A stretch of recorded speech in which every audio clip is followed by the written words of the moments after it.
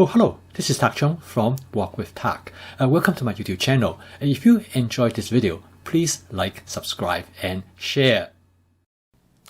Oh, I love dumplings, and dumplings is probably one of my favorite foods.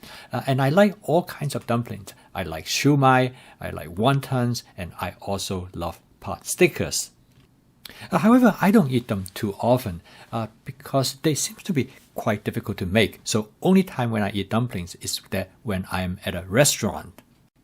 Well, fortunately, this all changed after I figured out how to use a template-based approach to make dumplings. So now I can make all 3 different kinds of dumplings with relative ease.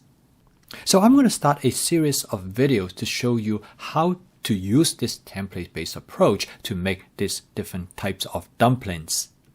I remember several years ago I was visiting my cousin in Canada, and she showed me one night we have some dumpling for dinner, and she made all the 3 different kinds of dumplings all at once.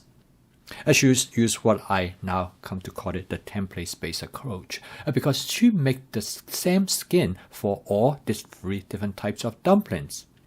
So by using the same skin, she can make the process so much more efficient. So the first video of this series is demonstrate how to make this universal dumpling skin. And the second thing my cousin Marge did is that she made a filling that could be used for all these 3 different types of dumpling. So in the second video of this series, I'm going to demonstrate how to make a chicken filling for the dumplings. And now since this is a template, you can change the chicken with some other meat or no meat at all. And then I'm going to show you how to cut up some Napa cabbage to use in the filling.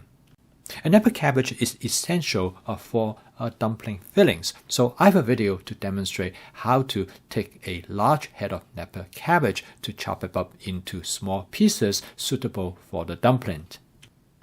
In this particular video, I also demonstrate how to add mushroom to this filling. Now, altogether, making this filling is really quite simple. And again, because it is a template, you can modify it in many different ways as you see or what is available to you in the refrigerator. Particularly in this case, I would strongly recommend you to take advantage of your advanced prepping and use whatever you have in the refrigerator and make the dumplings. There's no rules or no strict guidelines of what you can or cannot use. The next video, I'm going to show you how to make shumai. So in this video, I'm going to demonstrate how you fold the shumai and then how you go about steam the shumai. And all of this is really quite simple. At this video in this series, I'm going to show you how to make wonton. Again, you use just the same skin and the fillings to make the wonton. You just cook them slightly differently. In the 6th video, I'm going to show you how to make pot stickers. Again, you use the same skin and the same filling to make the pot stickers. The only difference is that you cook them differently. As you can see by using this template-based approach in making dumplings, you can create tremendous amount of variations in your dumplings. I was very grateful that my cousin Marge showed me how to do this because now I can have any of these dumplings anytime I want.